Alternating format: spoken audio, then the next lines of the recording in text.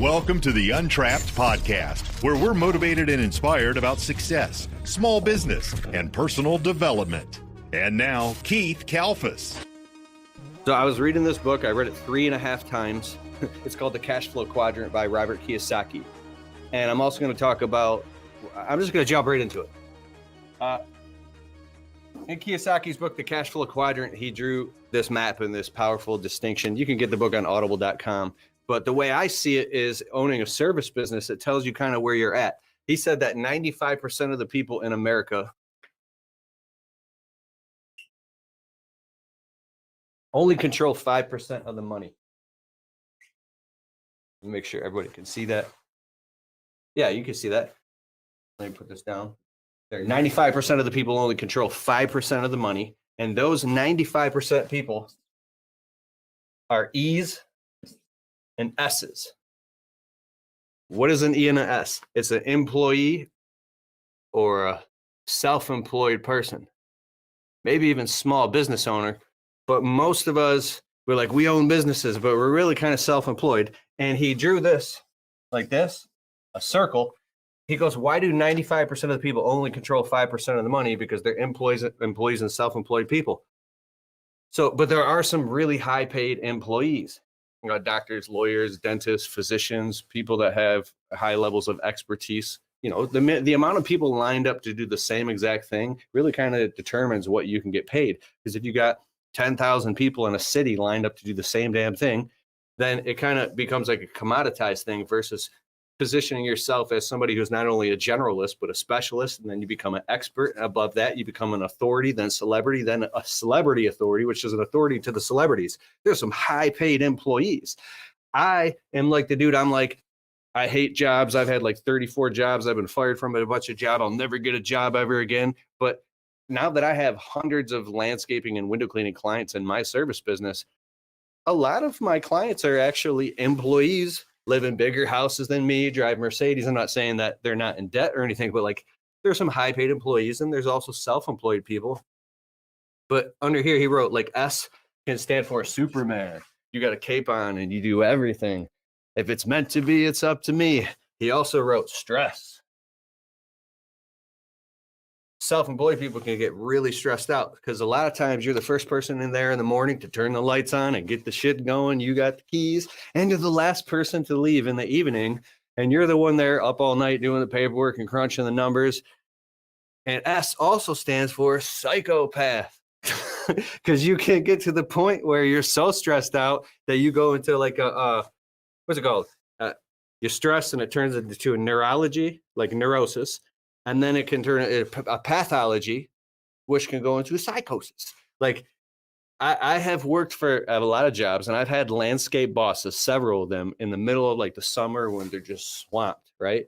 I have seen landscape bosses that I've worked for come out of the house back when I had a job, bags under their eyes and hair all messed up, look like they ain't showered or shaved in a week, coffee shaking, late. We're all waiting and they're like, motherfuckers like this. I'm like, bro, what happened to, I won't say their names. And they're just that stressed out that they've gone into a state of psychosis. And they're like, here's the keys to the trucks. Just go run the business, blow it up for all I care. And I never understood what was going on there until I started my own landscape business. And I was the dude in front of an employee punching my steering wheel in the truck on a summer day in July, going, I'm only one person. I'm only one person, right? Because you got 6 phones ringing, 8 clients mad. You're supposed, dude, you're getting it from all ends. Self-employed still only controls 5% of the money. What's going on here, dog? Shit. So, see, it's just me on here today, which is nice. All right, so, but also over here on the other side of the quadrant, there's a line down the middle. The big line. It's a chasm. It's an ever-growing chasm. He drew, everybody can hear me clear. I see comments coming in. We on Instagram, Facebook, YouTube, shit, dog. All right, 5% of the people in America over here control 95% of the wealth. 95%, dog. What are they doing? So he drew B, and I. What's that stand for?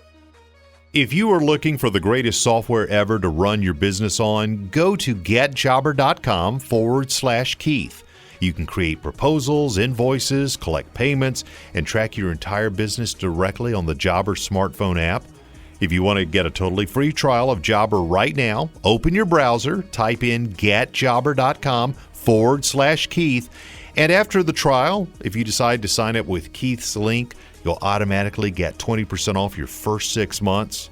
So what are you waiting for? Go to getjobber.com/Keith. B, business owner or big business owner or B-type business owner. So how do you what is a B-type business owner? And I'll get to the I in a second. What up, though? You with me? Give me a thumbs up, a heart in the comments, something. Say what up, though. People always say, why is this kalfas guy saying what up, though? But it's a Detroit thing, dog. I don't know. I just grew up saying what up, though. And I always will. I'm literally going to be like 70 saying what up, though. Okay, so a B-type business owner. I'll get to I in a second.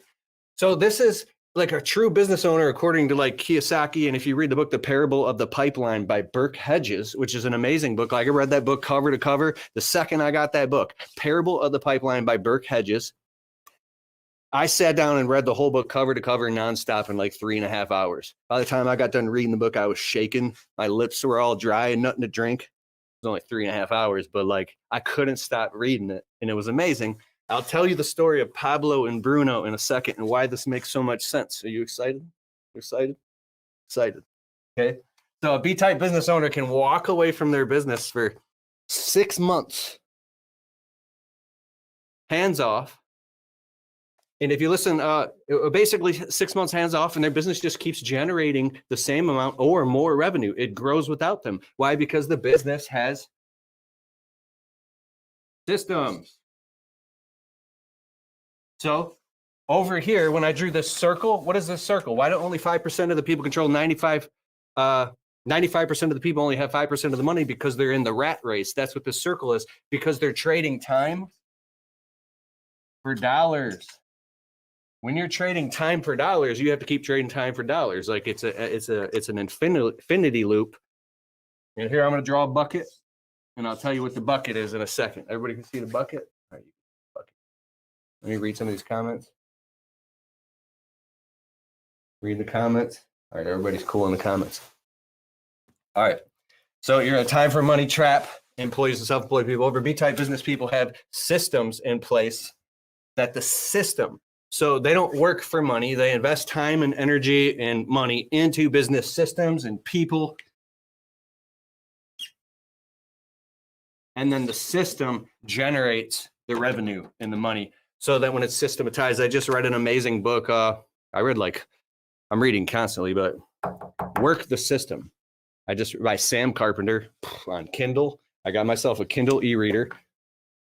Who here is addicted to social media? And I'm trying to read a book on Kindle on my phone, and then something pops up on Instagram, looking at planes taking off and landing. I love planes taking off and landing. It didn't make me no fucking money. So I had to get myself a Kindle so you can only read books. So I read this book, Work the System by Sam Carpenter, and the guy's pulling his hair out after like 13 years of running his business. He's laying in bed one night at 3:00 in the morning in the rain, and he feels his soul coming out of his body because he was so stressed out. He's on the verge of a nervous breakdown and bankruptcy because he's so burned out from 100-hour work weeks. He's not watching his family grow up. The guy's just completely, like, his whole dream of running his business has become a nightmare, and he can't do it anymore. It's not profitable. He's getting by the skin of his teeth. And he said only when, Sam Carpenter said, he finally threw in the towel. Emotionally, psychologically, spiritually, he was done. He's like, get this monkey off my back. I'm shutting down the business. I'm done. He was the next morning, he was going to shut down the whole business. He said now we talk about the dip. The dip, if you read the book by Seth Godin, The Dip, and when you're in the trench, when you're in the trenches, when you're in the valley and you finally let go and you surrender, right? If you read the book by Stephen R. Hawkins, Power versus Force, and the Power of Letting Go, only at the point when you've gone through so much struggle that you just let go. You're like, I accept. I'm done with it.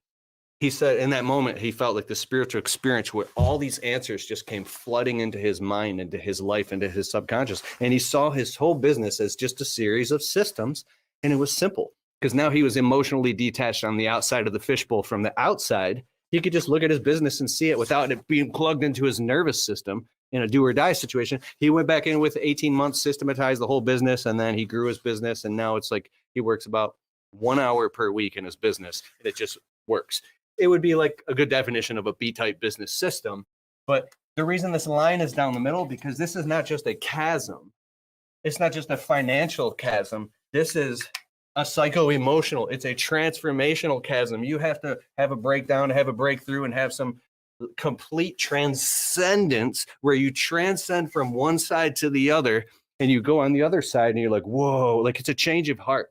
It's a change of everything. And I'm not saying it's good or bad or right or wrong. It's just relative to the experience you're having, others are having of you. And that's all it is. And that's the good news. But it's a complete transformation in your consciousness. So Kiyosaki says. Now, if I get back down to the bucket, and by the way, I type means just investors, 300 grand on the nightstand at all times, according to like Kiyosaki for investing. And that's instead of running on the rat wheel, time for money, instead of business systems. Money strictly makes you money. Your money does the heavy lifting and works for you. Now back to the bucket. I'm going to tell you what the bucket is. I'm going to tell you the story of. So real quick, who's here? Self-employed. Who's here? You're like, oh, I'm here. I'm self-employed. Or I'm an employee getting my business off the ground. How do we get here and here? Or partially get to the point where we have passive income streams flowing or multiple streams of income? Or what are we running our business in? We just had Paul Jameson on, and we've had Joshua Latimer on a couple of days ago talking about this stuff in the 5 different stages of business. Stage 1 is where you're chucking a truck, do it all, multiple hats. Stage 2 is where you got employees in the field, but you're still doing everything. Stage 3 is where you got out of the field and you got an office manager and you got some lead techs running the business and you're still doing everything, running the marketing and the sales. But stage 4 is like you're just innovation and you've got people running the business for you. Stage 5, you're a complete absentee owner. You don't do anything. It's completely automated, systematized. It's almost like you're off doing other things. So how can you as a self-employed person start thinking on the other side of the chasm and saying, how can I, something like, I don't know, like if I did like, I don't even do lawn care anymore, but if I did, I'd be like, how could I put all my customers on a 360 automated billing thing and get all their credit cards and have them sign a contract where it just bills them automatically every single month and I don't have to deal with them anymore? Like something like that.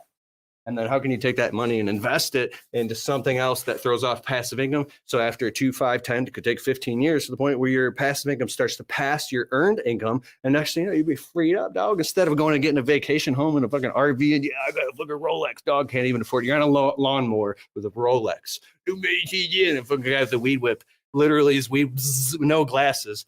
Luckily, don't hit him with that. Shoots a rock across the yard, breaks your Rolex. My Rolex, and your stupid ass lawnmower. Get out of here. You know what I'm saying, dog? Shit! Freaking out here. Oh! Oh, yeah, back to the bucket. Let me get this. Go. All right, I see Austin King. I see Ultimate Retaining Walls. Peace be with you, RW Soft Wash. Brett Hill, YMG Landscaping, Green Up Lawn Care, Alvin Chica Lawn Care. What up, Doe? Jacob Sullivan. Okay. Back to what I'm saying. Shit. The bucket. There's Pablo and Bruno. This is like 1,000 years ago. There's a city with a village. Now, I wonder if I could flip this. Can you see this? You got to see this. There's a village. All right, there's a little village. Could be a big village. And the village has a well. And over here is a freshwater stream. And here's a bucket. The village needs water in the town cistern, the well. So everybody have water. And they don't know how to get water except for to carry a bucket or buckets to the stream.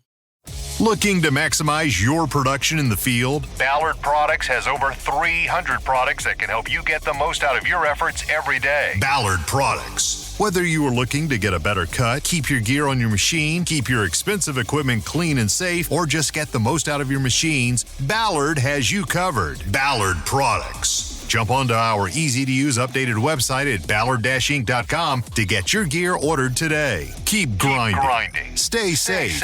And have a great season. Ballard. Make sure to use the code Keith10 to save 10% on our full line of gear. That's Keith10. Walk a mile, dip the bucket in, go dump it. So the town gets together and they say, you know what, we need to pull together our funds and our resources, and we need to hire a couple strong guys in the village to carry buckets of water back and forth every day, all day, 8 hours a day, 5 days a week, to get water into the well, or the cistern, so everybody has water. So they hire Pablo and Bruno. Pablo and Bruno have a new job. It's a safe, secure job. And they're carrying buckets of water now. And it's like day one, and they're so excited. And they're getting paid. But by like the third day of carrying these heavy buckets of water, their hands are blistered. They're sunburned. And like, it's not so fun anymore. But Pablo gets this idea. Him and Bruno are walking side by side. They're friends. Pablo's like, oh my God, I have this idea. I had a vision. I was thinking about this last night. Bruno, what if at night and on the weekends, we take some of the money that we earned from our day job and we go out and we start, we get some shovels and pickaxes and wheelbarrows, and we start digging a trench from the well, from the stream all the way to the town. Like, we could dig a trench, like a mile-long trench, and then we can install a pipeline and then a pump and a filter. And then when we turn it on, he goes, I don't know how long it could take. It could literally take us a year or 2 or 5 years. But once we do it, we'll be rich, Bruno. Won't have to carry buckets anymore. And Bruno's like, that's the dumbest thing I've ever heard, Pablo. Like, why would you do that? Like, doesn't even make it. He had no vision, right? He's like, shut up. You're going to make us lose our good job. Like, this was me. I remember when I worked at a dead end job at a company, and there was like 150 employees. I'm reading all these audiobooks and conspiracy theories, and I went down the rabbit hole. I'm telling the other employees, there's chemtrails. They're poisoning us, chemtrails. We need to start a business and get rich so we can get away from the chemtrails. And they literally took me to the side and they're like, Kalfas, we like you a lot. You got to stop this nonsense. So you're going to have to get out of here, because nothing's more important than the team. Like, and I'm not saying you're wrong. There might be chemtrails, bro. But you can't be telling the other employees this. And about this stuff of starting a business, like, I was a threat to their organization. Threat. I was in these MLM companies selling bottles of, I'm not going to say the name of the company, of like this healthy juice. Actually, I'm embarrassed. And I didn't make no money off of it. And I'm like bringing like these pamphlets to the employees at work. And I'm trying so hard to build a business and make money. And it was all failing. And I started a landscape business. And it worked. But anyway, so Pablo doesn't listen to Bruno. And on the weekend, he literally goes and gets a shovel and some tools, and he's digging a trench. Bruno and his boys are hanging out. It's Saturday. And they see Pablo digging. And they go, what are you doing? Pablo's like, I told you, I'm digging the pipeline, bro. And Pablo and Bruno and his friends started making fun of Pablo, being like, dude, that's the dumbest thing ever. Like, it doesn't make any sense. But Pablo had a vision. So this went on for like months and months and months. And finally, Pablo, after months goes by, in the book, The Parable of the Pipeline by Burke Hedges, it said like 3 months into it, Bruno was making good money. He's blowing his paychecks. He's buying rounds of drinks at the bar, while Pablo is saying inch by inch, it's a cinch. And he's out there busting his ass on Saturdays and Sundays, building this pipeline. It could be you in a job trying to grow your business, or it could be you in your business trying to grow your business, or it could be in your business, like whatever that next step is for you. This is just like the overview.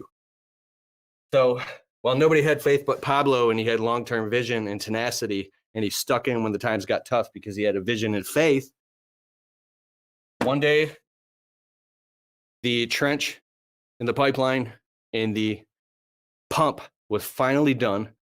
He dropped in the pump and started priming it, and water started flowing and started overflowing the cistern at the town where the well was, where they needed water. It was literally overflowing, and he had to shut it off and put a gauge on it and shit. And Bruno and everybody in the town is like, oh my God, it's amazing. He's genius. Like, he's celebrated. So now Pablo never had to work ever again, because he created a passive income stream at night and on the weekends through tenacity, while Bruno was now broke and all sunburned. But they called Pablo a genius, and they were like, bro, what are you going to do now? Are you just going to like lay on a hammock and drink all day in the sun? He's like, no, now that I know how to do this, he took track of, and he took notes and documents and everything that it took. He said, now I know how to do it. I can do it in a third of the time. And I'm going to locate villages all over the place. And I'm going to start to build pipelines to villages all over the countryside and become like wealthy. So, and then he basically hired Bruno to keep tabs on the pipelines and make sure that they were running properly and that the filters were clean and that the pumps were being installed properly. My smoke detector is going. Not going off. Battery. So, and so that's like the vision. You know what I'm saying? Let me check the comments. The mayor of Pound Town. I'm seeing all your comments. Jim Duffin, what's up? Crazy weather in Metro Detroit. Texas Green Valley. Nara Mitra Utility Services, what's up? Horner J. Gerard Morales. Bobby Chelstorp. Hope everybody's doing well. So I want to teach you one more thing. I wonder if I could flip this around. I'll do one more recap. E+S+B+I, employee, self-employed, B-type business owner, investor. Crossing the chasm. 95% of the people make 5% of the money. They're employees and self-employed people. Over here, 5% of the people in America control 95% of the wealth, because wealth is measured in time. And they're B-type business owners and investors. We're probably most likely here. We're here. We're S's. We're self-employed or tiny, tiny, tiny small business owners. But being aware of all this stuff can give you vision and say, oh, I ultimately maybe want to be here. Or a really high-paid self-employed or small business owner who invests money into things that eventually so you can retire young, retire rich. Another book by Kiyosaki. And if you follow David, I can't think of his name. The guy taught me about investing in the Vanguard Star Fund. David Bach. He's a wealth coach. Oh, we have one more piece of paper. All right. Here's one other thing I want to share with you. One second.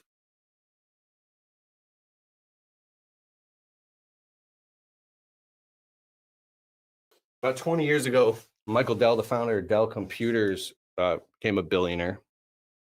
And he was at the Detroit Economic Club of luncheon, and he talked about, he drew 3 C's up on the whiteboard. And although we know this today, I just kind of want to define it. Because I'm like so obsessed with marketing. I go into the past of marketing, and I want to know who the people that I look up to, who did they look up to? It's like, look at your favorite musicians and artists today in music. Like, you ever see on, I don't know, Facebook or Instagram that some famous old producer passed away? You'd be like, I think I heard of that guy. Oh, wow. He literally was the producer of, like, I don't know, think of the biggest pop stars of all time, like a Prince or someone, and then I will go look up that producer. Like, this guy produced Bryan Adams, and I'll do some research, and I'll be like, oh my God, this famous producer who passed away used to be in a famous jazz band himself in the 50s or 40s, and we didn't even know that he was the jazz player, and he came from a family of musicians and started his own like record label, and then founded some of the top artists in the world back then, which found the top artists in the world today. And basically what I'm saying is that there's people that are so crazily important that we don't even like think twice about, that if it wasn't for their position in the music industry or in business, nothing would be like it is today. Like, I have so much profound respect for certain business people who write books and put themselves out there, do this. So when I'm looking up like Michael Dell's content, commerce, and community and his 3 C's, he made this distinction back then that was so epic. So he drew 3 C's on the board, and he drew a line between the second and third C. And he said that, to make money online, and the reason I'm making this distinction is because if you have a service business, it's so incredibly important that you're broadcasting your message all over the internet, but in the right places to get in front of your prospects, your customers, and your potential customers. So you have to have content. Jill's office provides friendly, professional receptionists for small business owners just like you. We can help answer your calls, and we can even schedule estimates and jobs for you. Try Jill's office today and get a $25 discount when you say Untrapped. Just go to jillsoffice.com. I'll just write it again. So you have to have content online. You have to have graphics and advertisements and marketing and be on social media or ads or Google AdWords or pay-per-click or be on Google My Business. You have to be putting out, broadcasting your message and have content out there. And I really like videos and getting your customers to know and like you and trust you with like before and after photos and videos of your work. Like I've gotten a ton of leads from my YouTube videos, and I have customers who are like, I saw you on YouTube and blah, blah. I'm local in the area. So I think everybody should have a YouTube channel. But the second thing, he drew the other C, is commerce. COMMERCE, commerce. Commerce, the definition of commerce. Let me go get my Black's Law dictionary. 1 second.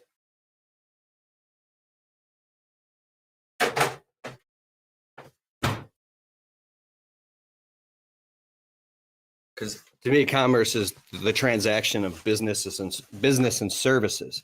Like you have something in commerce that you're transacting. You have a shopping cart set up for sale. You're collecting money by providing this service. Mowing lawns, cleaning windows, installing retaining walls, landscaping. All right, COM. Commerce. 1 second, this is going to be good. This is a deeper lesson here. Oh, commerce. Here we go. The exchange of goods, productions, or property of any kind. The buying, selling, and exchanging of articles.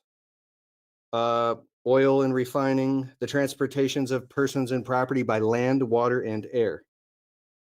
By way of trade and traffic between different peoples or states and the citizens or inhabitants thereof, including not only the purchase, sale, and exchange of commodities, but also the instrumentalities and agencies by which it is promoted, and the means and appliances by which it is carried on, and transportation of persons as well as goods, both by land and sea.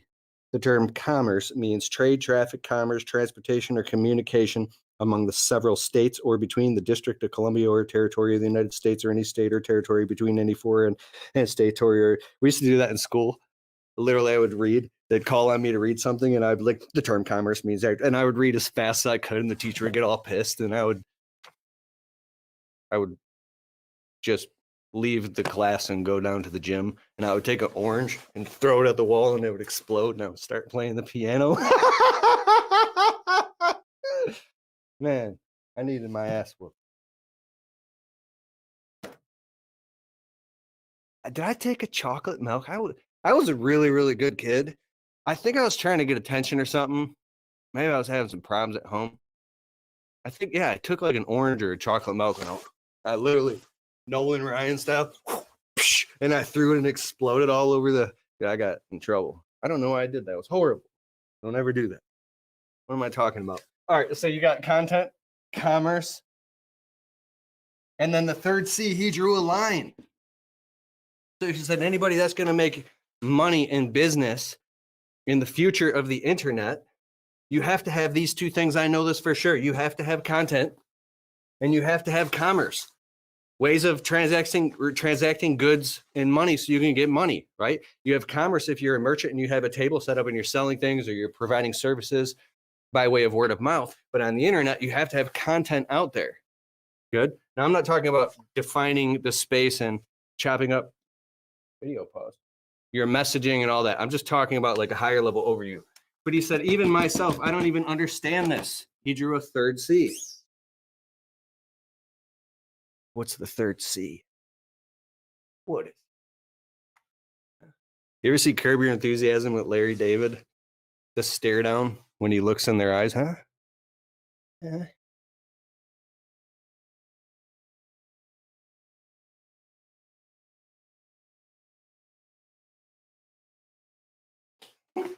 All right, so the third C is community. Community.